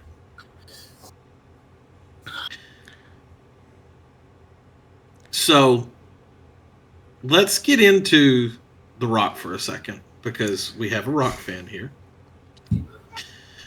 He's not I don't know if you call me that anymore. He's not a Rock fan. I'm on a heel run right now. I don't know if I'm a Rock fan anymore. Well, I'm on record as not being. But little birdies on the internet seem to think the rich birdies in Saudi Arabia are going to pay Dwayne Johnson a whole lot of money to wrestle one last time. Do you think it'll happen? If he takes that deal, not only will that hurt The Rock, it would hurt the brand so much because which I'm assuming, I think we're all assuming that the match, if he did take the deal, the match that's happening is him and Roman. There's no other match that needs to happen. If that match does not happen in the States, people will riot horribly. If that match is held, people are going to riot. I hear what you're saying. 2 years ago, if that had happened, riots for sure. I think the United States fans are over it. I wanted to see The Rock versus Roman Reigns more than anything. Yeah. I don't care about it now. I don't care about it anymore yet. I don't, because they missed the window. There was a window of time where that story made so much sense and would have been just great television. And now it feels like they're just doing it to do it. You're right, though, Nathan. If they do that match in Saudi Arabia, then you know that WWE is just bought and paid for. That's all it is. Exactly. It's all money-based because that is a dream match that the fans in the United States earn. That they would rather put that match on for millions of dollars instead of actually making it end a cohesive storyline that happened 2 years ago. Yeah. That would hurt. Well, I think most of that was Rock. That was Rock and his movie schedule. And, I think at any given moment, Roman Reigns would have been there to do it. Yeah. I think, I'll be honest, and this is speculation, but also just like the vibe I get between him and Triple H. I don't think they like each other. No, I don't think The Rock is too keen on showing up and making Triple H look like a hero. The Rock or Triple H either. I think these three men have very different point of views when it comes to business. Yeah, he's not interested in making Triple H look like a hero. I think if Vince was running the company still, you'd have seen Roman and Rock. You would have saw Roman and Rock 2 years ago. You'd have seen it 2 years ago. Been in the company, Stone Cold would have shown up at WrestleMania. Yeah. You're right. I think that rivalry that those three had, Rock, Triple H, and Stone Cold, I think that was real in real life. Yeah, and it's becoming real life. I think it still exists. I want to say there's like a stigma. I want to say there's like a stigma between most of these older wrestlers and Triple H because of what the brand has become. If you see literally any wrestler that wrestled from the 90s to the early 2000s talk about the brand today, they'll tell you that it's a bunch of chump shit. Wrestling looks fake. The stage looks dumb. The ring looks dumb. They're pretty harsh on it. Dude, yeah, they hate it. And if you notice, it's all the guys that hated the Click. That's right. Yeah. It's all of the guys that hated the Click because the Click is in charge. They are. And that all entire the guys group that hate the Click. That entire group got WWE. Mm-hmm. I hope they do it. I hope they do the match, and I don't care if they do it in Riyadh. I want it. I think the match deserves to happen. I think it's so unfortunate that they didn't do it at the right time. Yeah. And I don't like the message that it sends about like, hey, if you want this match to happen, you better pay out millions and millions and millions of dollars. The truth is, if I'm playing devil's advocate, The Rock never had to he didn't even have to face John Cena. He was set up money-wise since well before he even came back and did a program with John. So from that perspective, I'm grateful for the time that The Rock has given to WWE post making enough money. I just think I don't love that the inauthenticity comes out, which is Rock comes out and says how much he loves wrestling and he's such a big like he tries to play the patriarch of wrestling, but when it really needs him, when wrestling needs him to show up, wrestling needed him to show up at WrestleMania 41. I was in that stadium, and the moment that people realized he wasn't coming out, it sucked the air out of the whole stadium. It was truly sad. And he can say that he wanted it to be about John Cena all he wants. The fact of the matter is the story demanded that he show up to that WrestleMania, and he didn't do it. And he didn't do it because he didn't care to, because he doesn't love the product as much as he claims to. And that I have a problem with. Now, that WrestleMania to me will always be special because I was there and it was John's 17th win. That's true. But to have, if he had came out, I think we would talk about WrestleMania 41 as being one of the better ones that ever took place. Here's a thought I had over the last year. As much as he gives off the vibe that he's okay with being big bad guy final boss, I think it really bothers him that they don't want to cheer him anymore. I think it bothers him that, like, in the past, when Hollywood Rock was a thing and he was a heel, he wasn't a Hollywood movie star. Yeah. Now he's a big Hollywood movie star, and it really hurt his feelings. Well, somebody needs to shake him and let Rock know that he was always a better heel than he was a face. Never at any point in time in WWE was The Rock a better face. I don't think so. Even when he came back and did this program with John Cena, The Rock wasn't on his game. When he flipped over to the final boss, guys, I got chills sometimes because he became The Rock again. Like, I was having flashbacks to the Attitude Era. This whole Twitter trending boot status Rock is not The Rock. It's not the true Rock. The final boss, Dwayne Johnson, the Hollywood star. It's not the final boss. Was the return of The Rock. That was the first time we've seen Rock since the SmackDown fifth set days. Yeah, and I he needs to get over the ego thing, man. He's got to know if that's true, and I don't know if that's true or not, but let's assume that he does feel a certain type of way about people not cheering him. Well, dude, that's the business, man. You know that. You invented part of that, which is, man, if people are making noise and talking about it, that's all that matters. Because maybe I'm just not giving him enough personal credit, but I feel like if he was getting cheered and they were all the faces in all this, he would have shown up to Mania just to get the pop. Yep. Yeah. Maybe. I mean, in the past, he's legitimately done that. He's shown up to Mania just to get the pop. I think he sat at home and enjoyed the fan reaction to him not being there and the negative press that he got Triple H. Yeah, that, and I think he enjoyed it making Triple H look like a joke. Mm-hmm. Yeah, that was and I think there's a little bit of that with John too. I think John enjoyed Triple H getting booed. Yeah, I think he pissed John off a lot. You could tell John was not. He tried to calm them down for like a half a second, but you could tell he was really not interested in making that crowd not chant "You suck, Triple H." Yeah, yeah, for sure. Talking about the future, I know we mentioned that. Let's talk about NXT for a minute, because we mentioned this name that I've even seen on like the regular pop culture Twitter and TikTok. Oba Femi's everywhere. He is. Even this entrance where he just does this. It's everywhere right now. Like, if they fumble this one, we got a problem on the main roster. Oba gives me that old school feeling. Yeah, that he does. He feels like a traditional wrestling star with a presence. And that is, they throw that around like, what is that people say aura these days, right? Yeah. I call it having a big star presence. When Oba Femi's in the ring, he's there. I mean, it just like that presence is what made the Attitude Era great, because all the top stars had it. When all the top stars walked out with The Rock, Stone Cold, Triple H, Undertaker, Kane, when they walked out, there was a certain presence they carried that was heavy, palpable, and they felt larger than life. Oba Femi has that. Absolutely.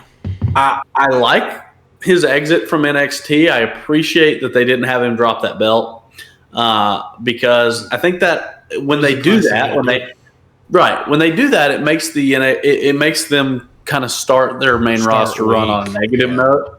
I thought his match with Cody Rhodes was really good. I was really impressed. I'll be honest, I don't watch NXT a ton, but watching him have that match with Cody Rhodes, it was a good one. The He's ending a was a ring little. worker. I've seen enough of his Yeah, matches. he's a good worker. I say this about a lot of the good talent, the few good ones they pull up from NXT. Do not wait to make them a champion. They didn't wait on The Rock. They didn't, or I keep bringing him up, but they didn't wait on John. When John got there and started doing well and getting a crowd reaction, they started putting belts on him.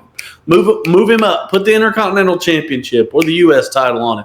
And then put the world title on him. And let's go. We don't have forever to sit around and wait for them to sizzle out. You know? Like Braun Breaker. Put him in there with Punk. Put him in there with Cody. Let him work with the best. Yeah, immediately. He doesn't. Yeah, I always am an advocate for a small amount of a mid-card run because it's good to give them a feel, like let them work up to it. But I don't want to see them in the mid-card for a year. But put them in the mid-card for 2 or 3 months. That's what makes me question what's the point of NXT. If they still get to the main roster and they're still... And then they flounder, like Roxanne Perez. Like, then what was the point of what's the point of NXT and the point of a main roster call-up if they're not comfortable doing this now? Well, it's a beacon for talent. NXT is not about necessarily training them to be perfect on the main roster. It generates enough income and it's a popular enough show that you can pay people a lot of money that they can't get anywhere else to come be a part of your brand. It gets eyes on them, and then you move them up to the main roster. My problem is when you move them from the main from NXT to the main roster, don't let them flounder. Don't let them sit in the mid card and just float there. Yeah. If they're that good, like Braun Breaker, it has taken it's an excruciating. He comes in, he has a couple programs, he has these weird programs with. And not that they weren't good, but Sami Zayn, and that was his mid-card run, but it was way too drawn out. Mm-hmm. Now we've got him in the main event scene, and again, we are so afraid to pull the trigger on a world title run for a new star, but that's what we need. I don't need to see Cody with that belt anymore. Yeah. I don't need to see CM Punk with it. CM Punk had his time, and he can win it, but he don't need to carry it for 6 months. Nope. So he should. Nope, exactly. We've got to get back to that's a great point. We got to get back to the time in WWE where people lost the belt and won it. It just doesn't. It feels like we're so needs to be behind that 8 ball. But at the same time, we've pulled the trigger on that world heavyweight title going on Damian Priest, who I thought did not have the potential to carry that belt. Mm-hmm. Where is he? I don't know. Oh my God, I haven't thought about that guy in a long time. Yeah, he kind of fell off the planet. Well, yeah, he was at a watch party on Monday. Like they don't have him. They don't use him anymore because he wasn't ready, and he's not. He doesn't have the star power. And sometimes it fails, but you know what? I'm really glad they tried. That's true. That's true. I'll say that. And he wasn't without merit. He had some, there was a couple of moments where I was like, he had some good matches. Maybe he has something. Yeah. I think it's the nail in the coffin. What was the last notable match he had was him and Finn Balor at Bad Blood? No, him and, why is my brain drawing a blank here? Zelina Vega's husband. Oh, Aleister Black. Yeah. Oh, I don't know why I couldn't think of that Aleister's name, but that was really again, that feud went on for God knows how long, and it's just not good. Which was bad for Aleister, I think. To wrap it up with neatly, I'd say Obafemi has the potential to be one of the top stars that the company needs so sorely right now. But Triple H, don't be scared to push him. Don't be scared to make him a star. Him being great does not make CM Punk or Cody Rhodes or any of the other stars look worse. Yeah, just makes everybody better. Yeah, game elevates game. If he's great, make him great fast. Absolutely. A couple other names to watch this year. Probably going to end up in the Rumble. Blake Monroe and Sol Ruca. Just to watch on the women's side. Those are the next It Girls coming up. For anybody, great talents, they're going to be great additions. So let's wrap this up with, of course, the main event scene as a whole. We've alluded to the two matches this week quite frequently. They finally did something good. And they put the title on somebody not named Cody Rhodes. Congratulations. Fantastic. Great match. What the hell are you doing with that ending? Oh, with the like Jacob Fatu, dude, I didn't. That didn't make too much sense to Drew me get either. out. Yeah, that didn't make too It much was sense meant to me. be a shock. I understand what they were going. I'm of the mind that this should have happened at Clash of the Castle years ago versus Roman Reigns. That was really Drew's moment to win. But I don't. This maybe sounds bad. The execution's not as important to me right now as the fact that they did it, and the message that it sends to the viewers, which is we're going to move away from Cody Rhodes carrying the belt all the time or Roman Reigns carrying the belt all the time. We're going to move back into the era of wrestling where the champion can change on a dime, and they made a great statement there. Somebody need to watch SmackDown on Friday. Yeah, because they might change this title. That's the first time exactly I've tune in for a long time. And Jacob Fatu is a great example. You guys remember when he first came to WWE and how much we were all talking a year ago. We wanted a rocket ship strap. Oh yeah, but look how long they've taken to put an actual world strap on him.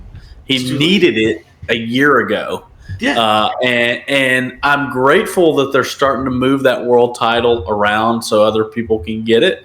I fear this is where I get apprehensive. Is I don't want it to feel like filler title reigns. Like I don't want Drew to carry it just up until we get close to Royal Rumble and he drops it back to Cody and then they do their normal thing.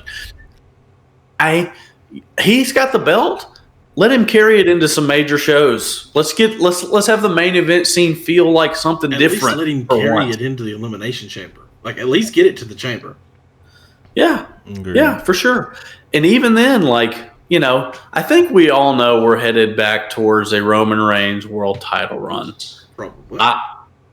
I both want and don't want that at the same time. I know it's great for him to have the belt, but I just don't want him to carry it for 2 years again. What I want is for him to win it at Mania, show up in a bunch of dates over the summer, and then drop it to somebody at SummerSlam. Yeah, for sure. That's what needs to happen. We need to show Roman with the belt that he's still the Roman we know, and then somebody needs to come in and beat him at SummerSlam. I suspect strongly that they're moving towards bringing the bloodline back in its original form. That way. I see they've pushed Jimmy and Jay back together, and Roman has already mentioned, hey, that title looked better on me than it does on you. I see them heading towards that, and that's fine. Is that them setting up Roman versus The Rock, though? Are they trying to recreate the lightning in a bottle that was the bloodline and then trying to tell the story now? That I'm not so excited about. I don't feel great about them trying to recreate it. Well, it's just all. I'm with you. I'm just with you. I'm just gonna say that because it's so convoluted right now. This main event scene. I hope they stick with things. Yeah, Drew winning is a positive. I will, because of that decision, continue to watch the show. I will be watching. I will. Yep. Yeah, I'll be watching. Because of that title change, I can say right now, I will be watching. My interest one screen is will peaked. have WWE, and one screen will have the NFL playoff game because they did something good Friday. Yeah. So, all in all, I like Drew. Drew won me over. I've always liked Drew, but I started seeing Drew as a true main eventer after Bad Blood. That Hell in a Cell match he had with CM Punk is one of the greatest matches of all time. And I'm not just saying that because I'm biased. I was in the building. But, man, that thing was special, and he really put his body on the line. And, I really got the feeling that he loves this. And anytime I feel like that about one of our wrestlers, I want to see the belt on them. So I couldn't be happier for Drew. Agreed. For those of you that have made it this long in the podcast, thank you very much. Just a note for everybody, we're not going to be doing this weekly like we used to. We're going to do this kind of bi-weekly. We're going to do this once after every pay-per-view. And then we're going to do it 2 weeks kind of after that, 2 or 3, depending on how the pay-per-view schedule works out, as kind of a preview for the pay-per-view ahead of time and kind of a review of what happened in the 2 weeks previous. So kind of look for that cycle of about right after every PLE and then about halfway through. Yeah. Correct. And guys, hey, this is not a spectator sport. If you disagree with something that I said or Will Tell said us. or Nathan said, please put it in the comments. We want to hear what you think. We want to know what the consensus of the internet wrestling community is. We think the product has improved in some ways, but it's also taken a lot of steps back. And, the truth is the foundation of why we even do this podcast is we love wrestling. We get nothing out of it other than we enjoy talking about wrestling and we want to see it be successful. So, Don't ever forget that. We all love this business. We're not here to see it die. Yeah. Even though we may shit on people or shit on the business, we love it. We want The other thing I want your opinion on is Nathan's beard. You tell me, give me some notes if you think it's really good, if you think it could have a little more density in the chin region, whatever you think, let us know in the comments below. And also, recommend a good hair product for Alex's receding hairline. We need suggestions badly. It's not receding, dude. It's going back there, brother. That's a good hairline, bro. Going back there, brother. I just got a haircut today, okay? Give me a break. Well, it's good talking with you, And gentlemen. that's the bottom line. Because I said that's so. the bottom line.